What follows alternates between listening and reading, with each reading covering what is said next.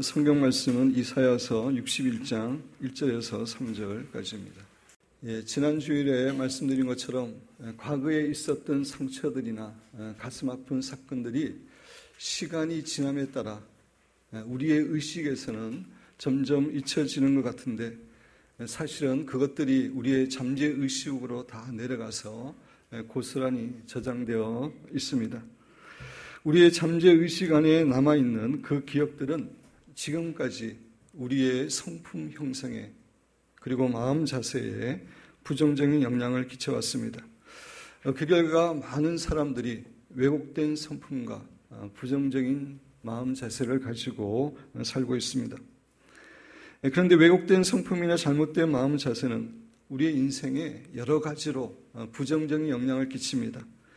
하나님과의 관계나 인간관계에 있어서 여러 가지 문제를 발생시키고 또 자신의 재능과 능력을 온전히 발휘하지 못하도록 하고 또 하나님께서 예비하신 풍성한 은혜와 축복을 다 누리지 못하게 합니다. 이런 의미에서 우리들에게 성품과 마음 자세는 너무나 중요합니다. 세상에서 리더가 되어 영향을 끼치는 대부분의 사람들은 좋은 성품과 마음 자세를 가지고 있는 사람들입니다. 1921년에 미국의 스탠포드 대학의 젊은 심리학자 루이스 터만은 아주 흥미로운 연구조사를 시작을 했습니다. 캘리포니아에 있는 초등학생들, 중학교 학생들 25만 명 가운데 IQ가 135가 넘는 천재들만 1521명을 뽑아서 그들의 일평생을 추적해보자 라고 하는 그러한 연구조사였습니다. 우리나라의 모든 사람들의 평균 IQ가 106이라고 하는데 근데 그 106은 전 세계에서 세 번째로 높은 수치라고 합니다. 그런 관점에서 IQ가 135라는 것은 매우 높은 수치이고 상위 0.5% 안에 들어가는 천재들이라고 할 수 있습니다. 터만 교수는 이 연구조사에 들어가기 전에 한 가지 가정을 세웠습니다.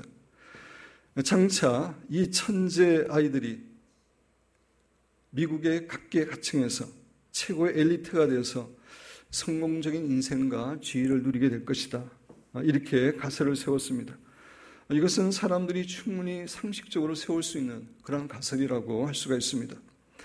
터만 교수와 그의 연구팀은 1521명의 천재들의 성장을 계속해서 지켜보면서 1990년 후반까지 꽤 오랜 기간 그들의 학업과 결혼 생활과 직장 생활을 낱낱이 조사했습니다. 그런데 그 연구 결과는 터만 교수가 처음에 가정했던 그 가설과는 너무나 다른 결과였습니다. 천재였던 아이들 대부분이 최고의 엘리트나 그렇게 탁월한 사람이 되지 못했고 대부분이 매우 평범한 직업인이 되었습니다. 그들 가운데 아주 극소수의 판사와 주의회 의원이 나왔을 뿐이고 전국적으로 명성을 얻은 인물은 거의 없었다고 합니다. 그래서 터만 교수는 이 연구 결과를 토대로 처음의 가설과는 전혀 다른 결론을 내리게 되었습니다. 성공의 조건은 지능이 아니라 성격과 인격, 기회를 포착하는 능력이 좌우한다. 이러한 결론을 내리게 되었다고 합니다. 그렇습니다. 사람들의 성공은 지능에 있는 것이 아니라 성격과 인격, 즉 성품과 마음 자세에 있습니다. 미국의 유명한 경제 잡지 포춘지에 등장하는 500명의 유능한 CEO들이 어떻게 성공했는지 조사를 했습니다. 그랬더니 그들의 94%가 다른 능력 때문에 그들이 성공한 것이 아니라 그들의 성품과 마음 자세 때문에 성공했다고 코스 보고서라는 보고서는 발표를 했습니다. 이건 우리나라도 마찬가지입니다.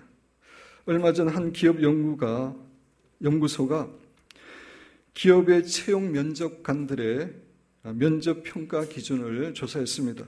기업에서 일반적으로 중요하게 평가하는 평가 기준은 사회성과 전문성과 인성과 외모 등 4가지 항목인데 채용 면접관들이 가장 중요하게 보는 것은 인성이라고 발표를 했다고 합니다. 왜냐하면 인성이 좋은 사람이 결국 직장 생활을, 사회 생활을 잘하고 유능한 지도자로 될 수 있기 때문입니다.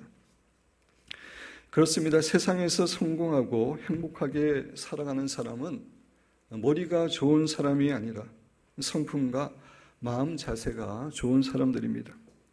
성품과 마음 자세가 좋은 사람들 주위에는 자연스럽게 사람들이 모이게 되고 사람들이 그를 따르게 됩니다.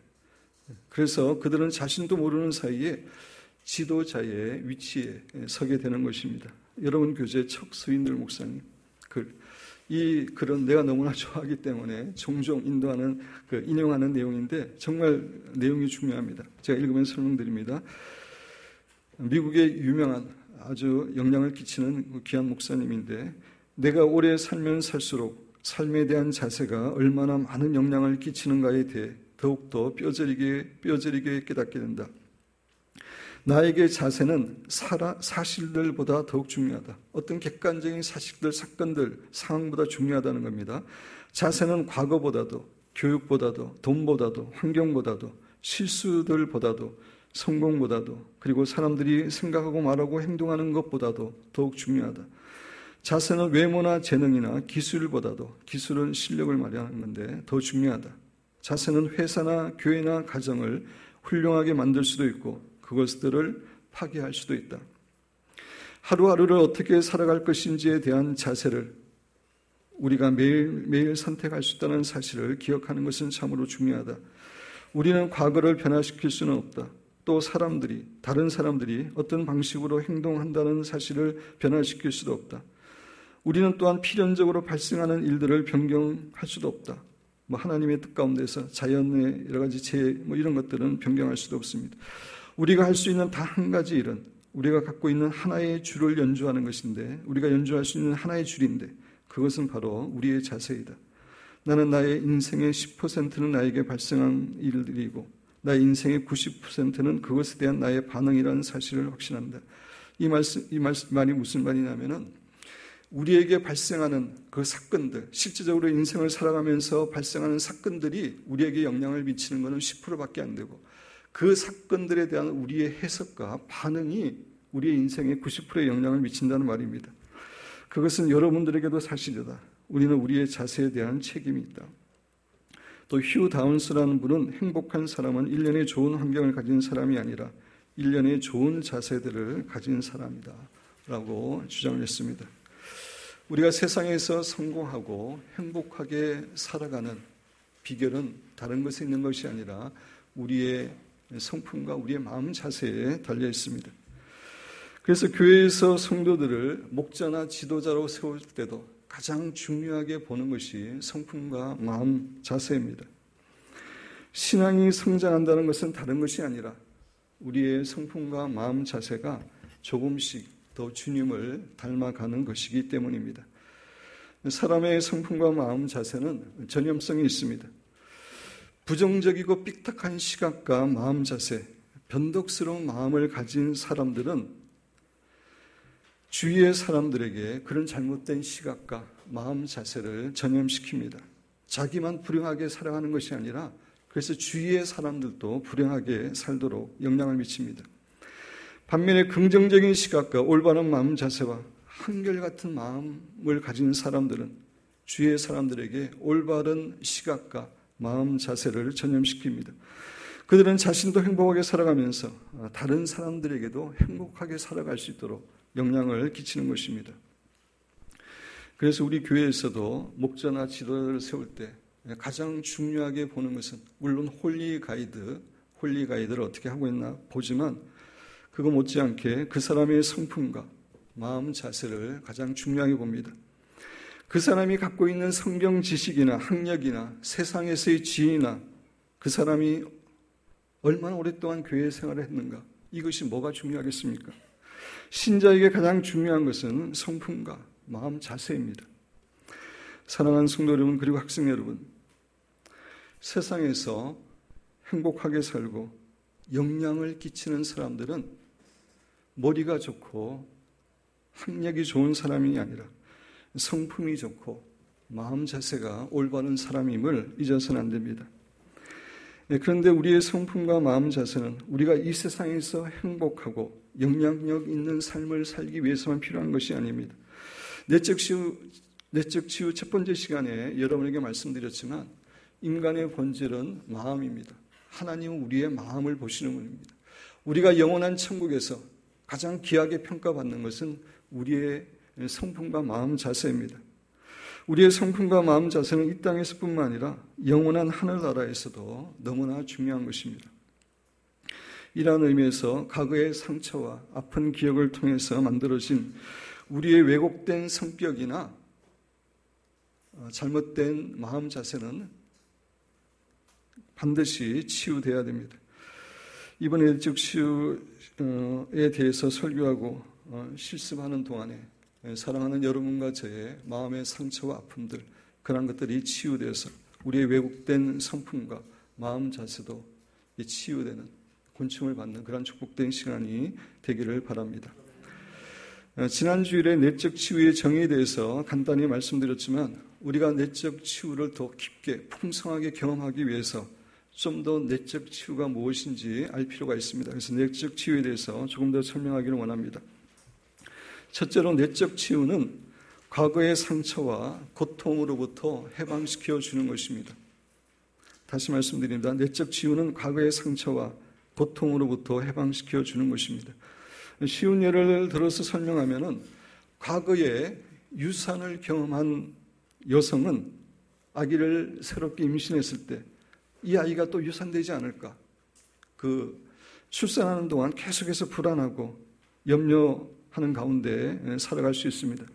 그러나 과거에 유산하는 경험에 대해서 내적 치유를 받게 되면 더 이상 유산 때문에 불안해하거나 염려하면서 살아가지 않고 평안한 가운데 지낼 수 있습니다.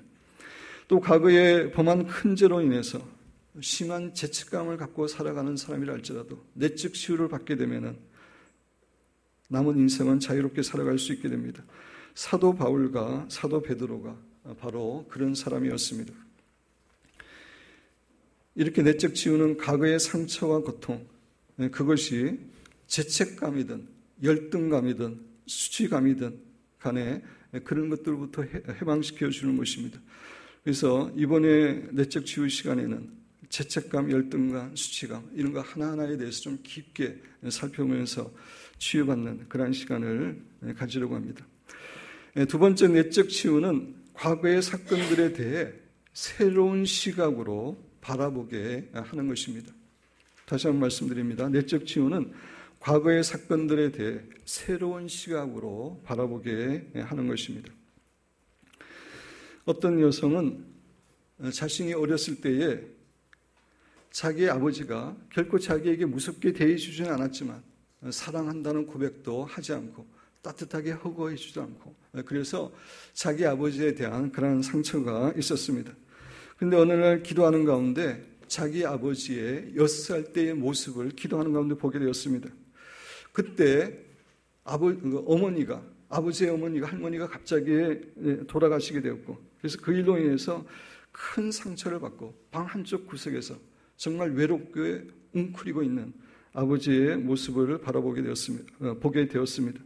그래서 아버지가 그 일로 인해서 크게 충격을 받고 상처를 받았기 때문에 그 성격이 아주 소극적이 되어서 자신에게 사랑을 표현하지 못함을 깨닫게 되었습니다. 아버지는 자신의 소극적인 성격으로 인해서 딸에게 직접적으로 사랑한다는 표현을 하지는 못했지만 그 대신에 가정을 위해서 열심히 일하고 또 이 딸을 대학 보내기 위해서 최선을 다해 일함으로 자신에 대한 사랑을 간접적으로 표현했다는 사실을 알게 되었습니다. 그 사실을 알고 나서는 더 이상 과거의 아버지의 행동이 그 아버지의 행동은 변화되지 않았지만 그 행동을 바라보는 자기의 시각이 변화됐기 때문에 그것이 이 여성에게 상처가 되지 않았던 것입니다. 이렇게 내적 치유를 받게 되면 과거의 사건에 대해 새로운 시각으로 바라볼 수 있게 되어서 그 사건이 우리에게 결코 나쁜 영향을 끼치지 않게 됩니다. 세 번째 내적 치유는 과거의 잘못된 반응을 수정하게 하고 올바른 반응을 가지게 해줍니다. 다시 한번 말씀드립니다. 내적 치유는 과거의 잘못된 반응을 수정하게 해주고 올바른 반응을 가지게 해줍니다. 동일한 부모님 밑에서 쌍둥이로 태어나서 동일하게 어려운 환경 가운데 자라지만 한 아이는 부정적인 사고와 태도를 가진 아이로 성장하는 반면에 또 다른 한 아이는 건전한 사고와 태도로 가진 아이로 성장하는 경우가 많이 있습니다. 왜 이런 차이점이 발생하게 되는 것입니까? 그것은 어려운 환경을 대하는 아이의 반응의 차이 때문입니다. 전자의 아이는 자신의 어려운 환경에 대해 불평하고 원망하고 하는 가운데 부정적인 그러한 자세를 보이므로 그에게 부정적인 자세가 생겼던 반면에 후자의 아이는 그러한 어려운 환경 가운데서도 불평하지 않고 마음을 잘 지키면서 긍정적으로 반응했기 때문에 건전한 사고와 태도를 가지게 된 것입니다. 조금 전에도 말씀드렸지만 척 서인들 목사님은 우리에게 발생한 사건이 우리에게 미치는 영향은 10%밖에 되지 않고 그것에 대한 우리의 반응이 우리의 인생에 90% 영향을 미친다고 했습니다.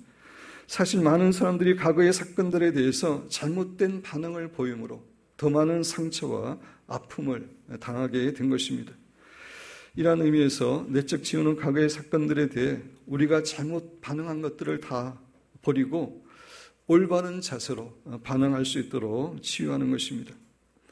우리는 그동안 살아오면서 하나님에 대해서 잘못 반응한 것이 많이 있습니다. 하나님을 잘 몰라서 오해해서 하나님께 잘못된 반응을 보인 것이 많고 우리 자신의 가치나 우리의 모습에 대해서도 잘못된 반응을 보인 것이 많고 우리의 가족과 이웃에 대해서도 잘못된 반응을 보인 것이 많고 또 우리에게 주어진 환경에 대해서도 잘못된 반응을 보인 것이 많이 있습니다. 내적 치유는 그런 과거의 잘못된 반응을 치유해주고 우리로 하여금 올바른 반응을 보이게 하는 것입니다. 네 번째로 내적 치유는 용서를 적용하는 것입니다. 내적 치유는 용서를 적용하는 것입니다. 과거에 우리에게 상처나 고통을 준 사람을 용서하지 않으면 그 사람을 생각할 때마다 우리의 마음속에는 미움과 분노의 감정이 솟아오릅니다. 이것을 계속 하다 보면 결국 마음의 질병에 육체의 질병에 걸리게 됩니다. 상처받았던 사건은 과거에 단 한 번밖에 일어나지 않았는데 우리가 그 사람을 용서하지 않고 그 사건을 반복해서 생각함으로 계속해서 반복해서 상처와 아픔을 당하는 것입니다. 이러한 의미에서 내적 치유는 우리에게 상처나 고통을 준 사람들을 용서함으로 더 이상 고통이나 상처를 아픔을 당하지 않게 하는 것입니다. 이런 관점에서 내적 치유에서 용서는 너무나 중요한 것입니다. 다섯 번째 내적 치유는 회개함으로 죄의 영향력을 끊어버리는 것입니다. 내적 치유는 회개함으로 죄의 영향력을 끊어버리는 것입니다. 우리의 삶에 악영향을 미치는 심한 죄책감, 슬픔, 열등감, 수치감, 낮은 자존감 등의 많은 원인은 우리가 범했던 죄 때문입니다. 물론 이것들의 원인 100%가 죄라는 게 아닙니다. 다른 원인도 있을 것입니다. 그러나 우리가 이런 감정을 갖게 되는 많은 원인 중에 하나가 우리가 행한 죄 때문입니다. 시편 여러분 교재 시편 38편 4절에서 8절까지 다윗이 죄 가운데 있을 때 죄를 고백하고 있지 않을 때 자기가 느꼈던 그런 감정들, 아픔들을 노래하고 있는데 우리 같이 한 목소리로 읽어보겠습니다.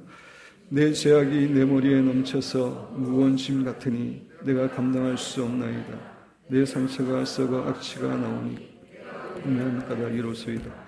내가 보고 심히 구부러졌으며 종일토록 슬픔 중에 다니나이다. 내 허리가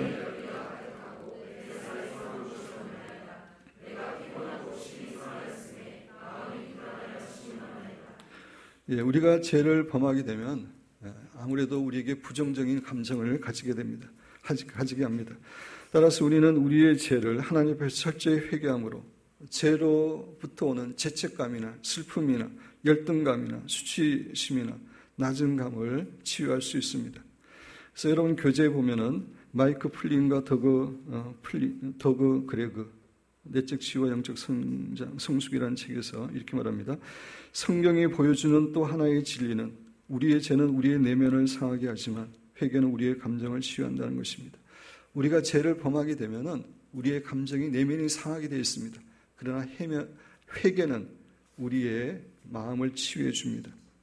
이런 의미에서 내적 치유는 회개함으로 죄의 영향력을 끊어버리는 것입니다.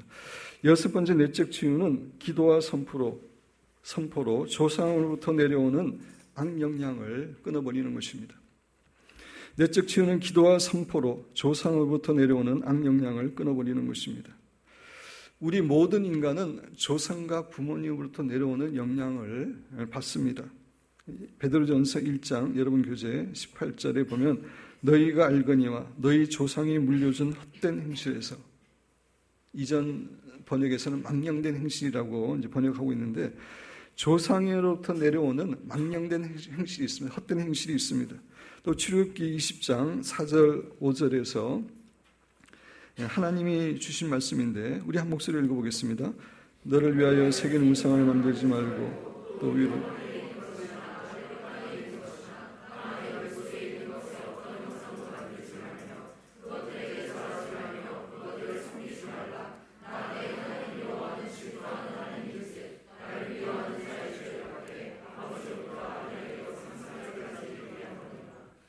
우상을 숭배하는 거 하나님이 가장 싫어하시고 하나님이 미워하시는 일을 하는 건데, 그런 사람들은 그 죄가 당대뿐만 아니라 3, 4대까지 이른다고, 자손들에게 이른다고 성경은 우리에게 교훈해 주고 있습니다. 이렇게 우리 모두는 좋은 영향이든 나쁜 영향이든 간에, 그리고 그 영향력의 차이는 있을지 모르지만 조상과 부모로부터 많은 영향을 받았습니다. 내적 치유라는 것은 기도와 선포를 통해서 조상으로부터 내려오는 악영향을, 예를 들어서 죄와 중독과 저주, 조상들 때문에 내려오는 저주 등의 악영향을 끊어버리는 것입니다. 그래서 이번에 내적 치유 시간에는 그런 조상들로부터 오는 저주와 축복, 이런 문제도 좀 깊게 다루면서 이 문제도 우리가 하나님 앞에서 영향력을 끌어올리는 기도를 하기를 원합니다. 일곱 번째 내적 치유는 예수님께서 과거의 상처를 해결하시고 치유하시도록 그분께 요청하고 맡기는 것입니다. 내적 치유는 예수님께서 과거의 상처를 해결하시고 치유하시도록 그분께 요청하고 맡기는 것입니다. 여러분 교재에 It is no use crying over spilt milk라는 말이 있습니다. 여러분이 잘 알고 있는 것처럼 쏟아진 우유를 보고 울어도 후회도 소용없다, 이런 의미인데, 이미 지나간 과거에 대해서 아무리 슬퍼하고 후회해도 의미가 없다라는 의미입니다. 그렇습니다. 우리가 인간으로서는 과거에 일어난 일에 대해서 아무리 울고 후회해도 소용이 없습니다. 우리가 그것에 대해서 어떻게 할 수 없기 때문입니다.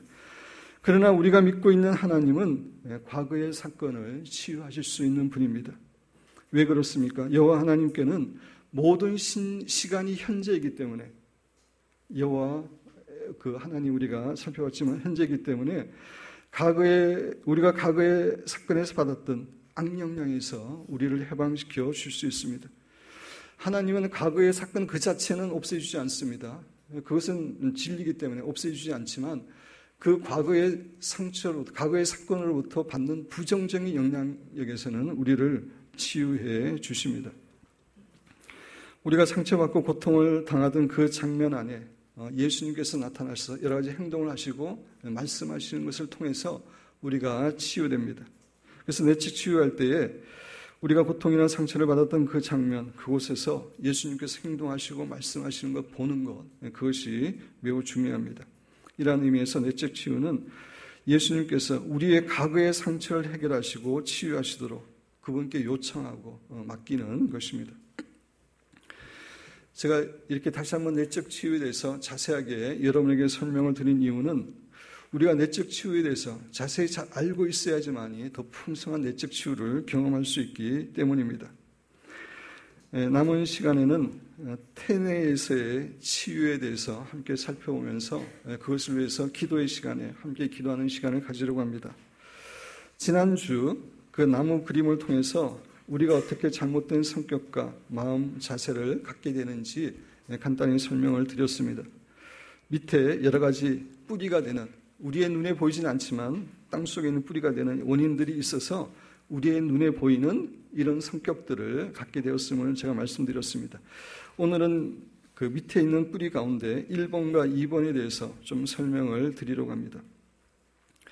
첫째로 임신의 방법과 시기. 임신의 방법과 시기 때문에 아이들에게 많은 상처와 아픈 기억을 줄 수 있습니다. 정상적인 결혼 상태가 아닌 상태에서 임신하게 되었을 때, 예를 들어서 성폭행이나 근친상간이나 간음이나 결혼하기 전에, 정식 결혼하기 전에 임신하게 되었을 때 그 자체가 태 속에 있는 아이에게는 엄청난 부끄러움과 수치와 상처를 주게 됩니다. 영적으로 그렇게 되어 있습니다. 그리고 정상적인 결혼 생활에서 임신했을 경우라도 엄마나 아버지가 아니면 부모가 임신한 것에 대해서 기뻐하지 않을 때도 아기에게 악영향을 끼칩니다. 한 여인이 전혀 계획하지 않았는데 연속으로 3년 동안 계속해서 3명의 자녀를 임신하게 되었습니다. 그래서 세 번째 아기를 가졌을 때는 임신한 것에 대해서 아주 분노하고 불평하고 원망하는 그런 자세로 지냈습니다. 그래서 아기가 태어나서 엄마 품에서 젖을 먹는 것을 거부하는 겁니다. 다른 사람 품에서는 괜찮고 또 이렇게 베개나 이런 것들을 이용해서 이렇게 젖병을 해주면 먹는데 엄마 품에서 젖을 먹는 것은 거부하는 것이었습니다. 그리고 이 아이가 어른이 되어서도 그 엄마와 딸 사이에는 그 적대감과 갈등이 계속 존재하게 되었다라고 하는 글을 읽어본 적이 있습니다. 이렇게 임신의 방법과 시기가 아기들에게 아픈 상처와 아픈 기억을 줄 수 있습니다. 두 번째, 모친의 태중에서도 아기들이 많은 상처와 아픈 기억을 받을 수 있습니다. 사람들은 인생이 출산 후부터 시작한다고 생각하는데 사실은 인생은 뱃속에서부터, 태내에서부터 시작합니다. 태내에 있는 아이는 사실 많은 것들을 느끼고 인식하고 있습니다. 여러분 교재 누가복음 1장 41절에 보면 엘리사벳이, 세례 요한의 어머니 엘리사벳이 마리아가 문안함을 들음에 그 아이가, 엘리사벳 속에 있는 아이가, 뱃속에 있는 아이가 복중에서 뛰노는지라. 성경이 이것을 언급하고 있는 이유는 무엇입니까? 여러 가지 이유가 있지만 아이들도, 뱃속의 아이들도 안다는 것입니다. 마리아가 예수님을 잉태해서 문안한 것에 대해서 세례 요한이 기뻐한 그것을 나타내는 그런 내용입니다. 태아의 촉각은 1, 2개월이 지나면은 돌진한 아이들만큼 민감하다고 합니다. 그래서 엄마가 냉수를 마시면 엄마의 배를 차고 머리를 건드리면 마치 피하기라도 하듯이 머리를 빨리 움직인다고 합니다. 제가 말씀드린 것은 다 의학적으로 이렇게 나온 자료를 가지고 여러분에게 말씀드린 것입니다. 태아는 미각도 가지고 있다고 합니다. 양수에 단맛이 나는 사카린을 이렇게 타면은 훨씬 더 양수를 많이 마시고, 반면에 쓴맛이 나는 요오드를 타면은 덜 마시고 마실 때마다 얼굴을 찡그린다고 합니다. 또 특수 촬영을 통해서 아기의 태내 활동을 찍어보면 임신 4개월이 되었을 때 아기의 귀의 형태가 분명해지고 엄지손가락을 입에 물고 있는 경우가 많은데 자기도 모르게 엄지손가락이 빠지면은 찡그린 표정을 짓는다고 합니다.